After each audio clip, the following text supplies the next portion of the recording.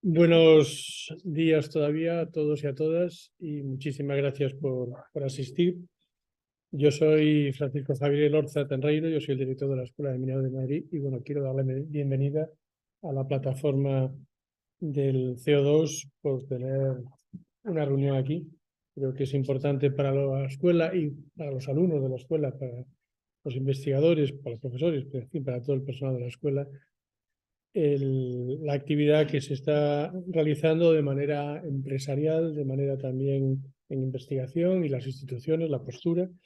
El tema del CO2 es un tema que nos afecta a todos y por lo tanto como universidad tenemos que estar presentes. Así que Pedro, muchísimas gracias por la oportunidad que nos habéis dado y ya digo, encantado de recibiros y de alojar la jornada.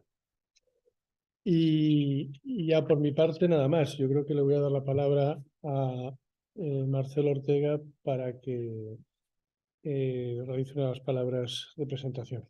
Muchas gracias. No me sale Francisco Pachi, nunca. Ya, bueno, no. Desde antes de nacer ya me llamaban Pachi.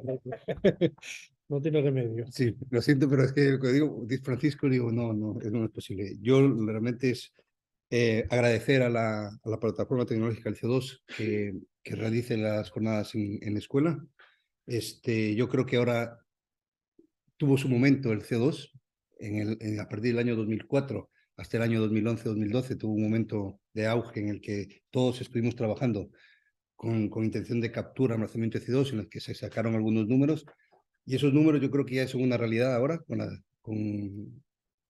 las estimaciones que se hicieron en su tiempo, y yo creo que ahora es el momento del CO2 porque las tecnologías que están en desarrollo para sustituir el combustible fósil convencional, creo que todavía no están lo suficientemente maduras para que se expandan y que puedan reemplazar a la tecnología convencional, por lo que es el momento de que se pueda dar un respiro a estas nuevas tecnologías gracias a la captura y el almacenamiento de CO2, y yo creo que es un buen momento. Y más, vamos a empezar con las palabras de don Pedro Mora, ¿no?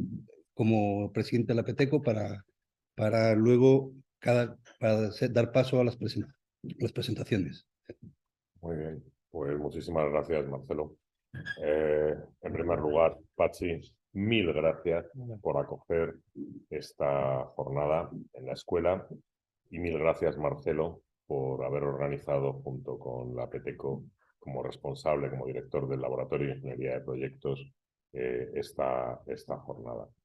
La Plataforma Tecnológica Española del CO2, la PETECO, es una institución creada al amparo del Ministerio de Innovación en el año 2006. Está compuesta por 51 instituciones privadas, públicas, empresas, laboratorios o organismos públicos de investigación, organismos privados de investigación, universidades, pequeñas y medianas empresas. Tenemos todo el perfil desde el ámbito energético, el ámbito industrial, el ámbito científico, el ámbito tecnológico y las ingenierías más representativas del país. En el año 2006, cuando por instancias del gobierno se crearon las plataformas tecnológicas, se crearon para dinamizar, apoyar la curva de aprendizaje, la labor de I+D+I en sectores o en aspectos estratégicos para la economía y para el medio ambiente. Así nació la del hidrógeno, eólica, fotovoltaica y la PETECO, que sigue estando apadrinada y como veis, en el programa subvencionada, ayudada por el propio Ministerio de Innovación desde entonces. Esa curva de aprendizaje ha pasado. Hemos estado más de 15 años desarrollando proyectos a escala TRL1, 2, 3, 5, 7. Ya estamos en el ámbito comercial de estas tecnologías de captura, que ahora después en mi intervención explicaré. La PETECO está a vuestra disposición, a la disposición de esta escuela, de esta universidad, que forma parte de la plataforma para todos los desarrollos que consideréis oportunos. Y de nuevo mi agradecimiento por acoger, como no puede ser de otra manera, en este lugar de conocimiento y ciencia, esta sesión. Gracias, Pachi. Pues muchas gracias. Con esto rematamos el acto de apertura. Bienvenidos una vez más. Y le dejamos ya la palabra. Marcelo, tú vas a ser el moderador. Y el primero que interviene es don Pedro Mora, presidente de la PTEC. Pues os veo luego. Muy bien, gracias, Pachi. Hasta luego. Encantado. No, don Pedro Mora ya como acabamos de conocer, que como presidente de la PTECO hará la presentación de por qué es necesario desarrollar las tecnologías de captura, almacenamiento y usos de CO2 en España. Correcto. Bueno, pues me toca a mí inaugurar las ponencias con la justificación. ¿Por qué estamos aquí? Y la verdad es que estamos aquí porque algo está pasando en la economía, algo está pasando en la sociedad europea, algo que, en palabras de otros, voy a intentar referirme, como siempre, en nuestro trabajo habitual, ¿no? A mí también, como profesor de esta escuela, me gusta citar los trabajos de otros autores relevantes, no para que sea una opinión nuestra, sino para que sea una opinión consensuada. Tenemos un problema. Y el problema clarísimo es que todos los modelos y objetivos del Acuerdo de París están dinamitados.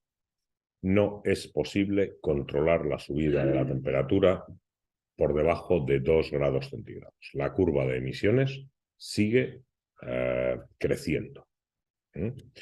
La única posibilidad que tenemos de mitigar, pero insisto, no por debajo de los 2 grados, es aplicar tecnologías innovadoras a los procesos que hoy existen.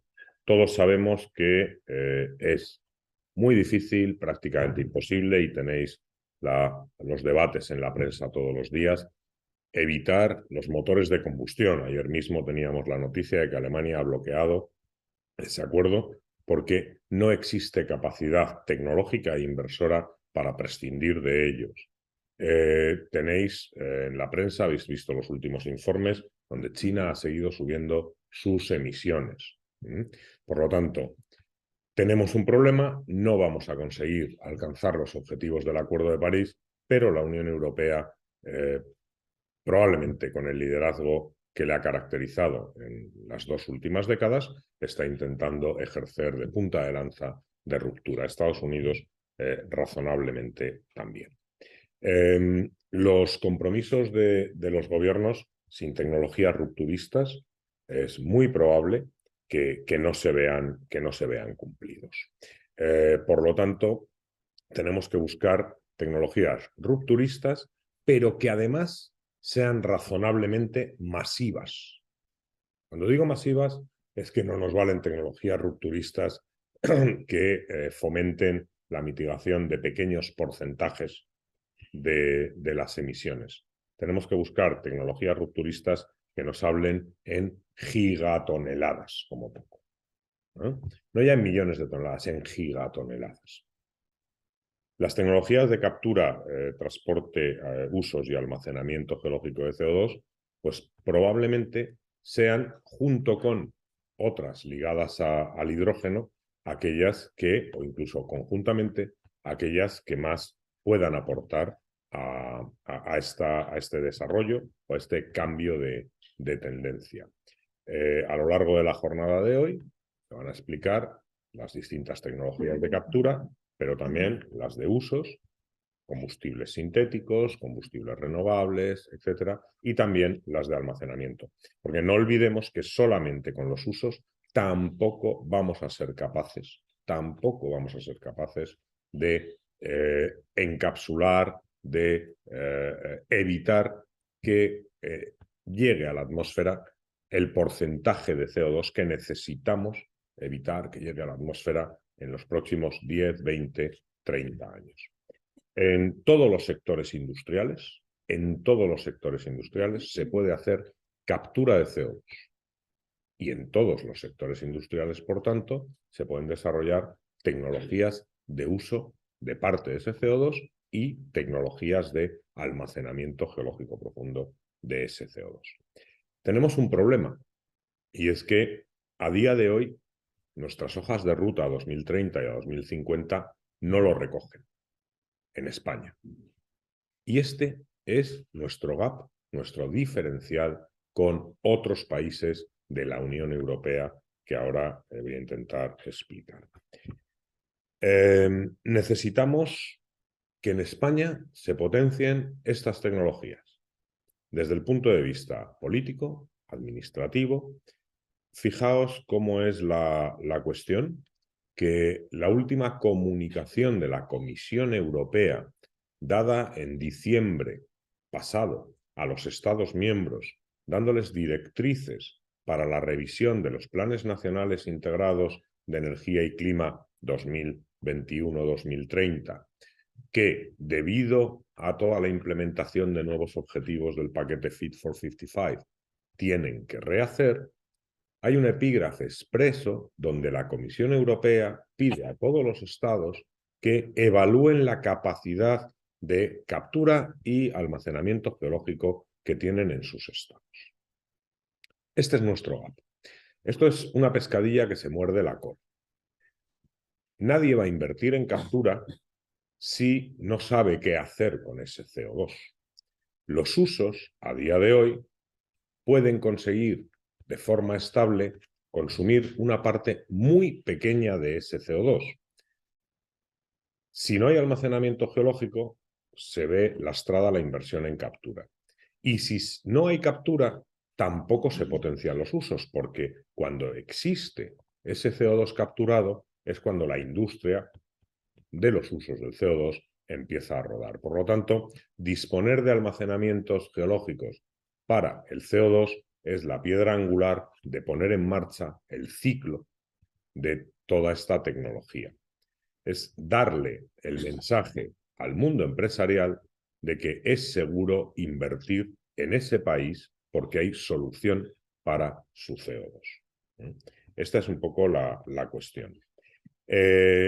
Y estamos un poquito a años luz de otros países. Voy a hacer un pequeño repaso, y además así voy a intentar ser riguroso con el tiempo para que no me regañes mucho. Marcelo, que sé que eres muy riguroso tú también con el tiempo. Había traído unas tarjetas Amarilla y roja. Pero... Además te prometo no protestar como Vinicius. Bien. Mirad, he intentado ordenar los proyectos subvencionados por la Unión Europea y por los estados que ya están autorizados. El primero, el proyecto Portos, en Holanda, con objetivo el Mar del Norte. En junio del año 2021, el gobierno confirmó una asignación de 2.100 millones de euros en subvenciones para los 4 clientes del proyecto Portos. Por supuesto, con sus permisos de investigación, etcétera, etcétera. Proyecto Aramis, en Holanda, que está ahora mismo en esa fase de buscar el apoyo económico, pero que está técnicamente autorizado y económicamente está viéndose exactamente por dónde se le pueden dar de forma europea o estatal las ayudas. El proyecto Greensand de Dinamarca, también en el Mar del Norte, que acaba de ser apoyado, ya se ha aportado 26,5 millones de euros para la segunda fase de estudio. Estos proyectos son proyectos de largo recorrido. Estamos hablando de que desde que se toma la decisión de investigar un proyecto de almacenamiento hasta que pueda estar en operación, pueden pasar 6, 7, 8 años. Hay que estudiar, como bien sabéis muchos de vosotros, técnicamente un montón de circunstancias, ¿no? Pero ya hay un primer apoyo. No solamente tiene los permisos, sino tiene apoyo económico para su desarrollo. El Bifrost, también en Dinamarca, que ya ha recibido los primeros 11 millones de euros, aparte de los permisos necesarios. El Ravenna, en Italia, en el Adriático, que el 26 de enero se le aprobó por decreto la autorización del proyecto de investigación y ya fuera de la Unión Europea, pero dentro de nuestro espacio, pues aquellos que tienen un poquito más de conocimiento de determinadas zonas del subsuelo, fundamentalmente Mar del Norte, que a los que les hemos pagado por su gas natural durante décadas y ahora parece que quieren que les paguemos por enterrarnos nuestro CO2 también durante décadas. Este es el Sleipner en Noruega, que lleva operando desde hace bastante tiempo, absorbiendo el CO2 de sus propios pozos. El Snøhvit Field en Noruega, que tiene una condición y es que aplique tecnologías de captura y almacenamiento de CO2 que más o menos se sabe que va a tener un coste de aproximadamente en el entorno por la parte de almacenamiento no va a llegar a 10 euros por tonelada. Parte de la industria noruega, incluida una fábrica de cemento, Brevik, que está iniciando ya las obras de la planta de captura con aminas, va a tener su CO2 en esta ubicación por un acuerdo con el gobierno. El Northern Lights también, de Noruega, el Mar del Norte. Y Reino Unido, pues por supuesto, porque comparten la zona. ¿Vale? Reino Unido realmente ya empezaba a meter un poquito más de dinero, en el entorno de 59 millones de euros en el programa Net Zero Site.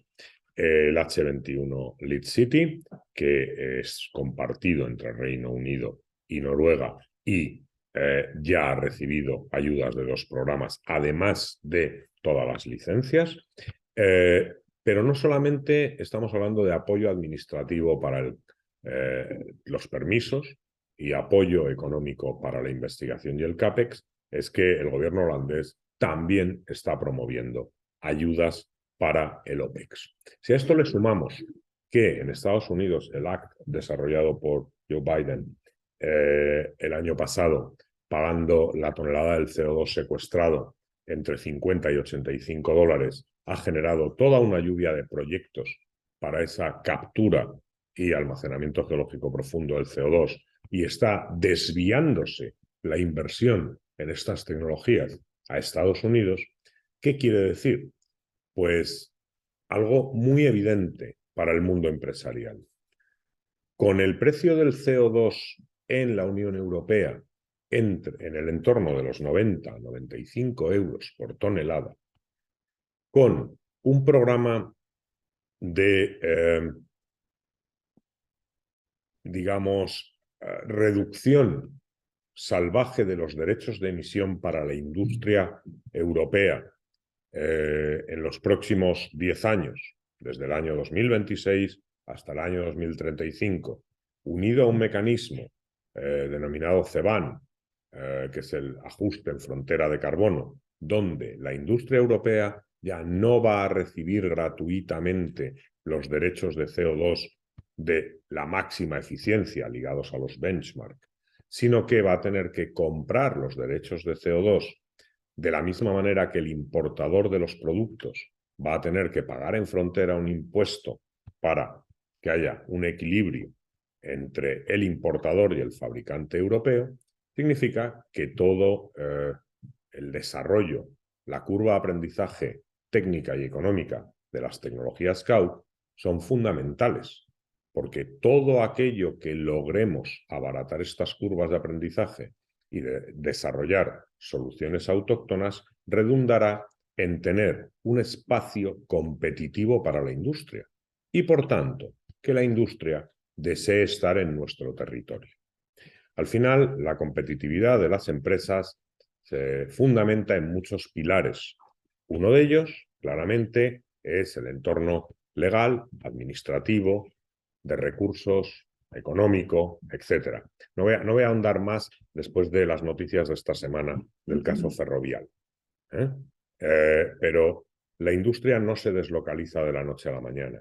La industria se deslocaliza en un proceso largo cuando ve que las condiciones no son adecuadas.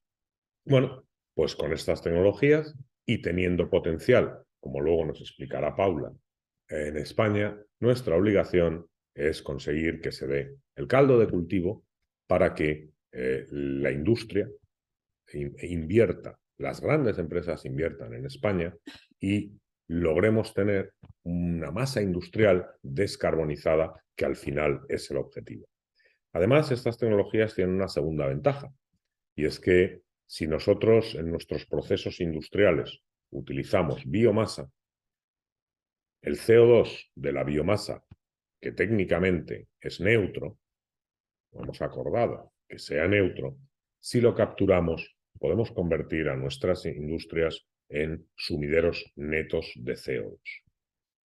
Estos son los motivos por los que jornadas como esta ahora mismo pues, proponen encaminar el futuro de la descarbonización, no solamente en España, sino en Europa, hacia tecnologías de captura, transporte, usos y almacenamiento del CO2. Creo que he cumplido, incluso mejorado por un minuto el horario, con lo cual aquí termino. No esperaba, Muchas de ti, gracias, no esperaba menos Marcelo. de ti, Pedro. Muchas gracias, Gracias. Pedro.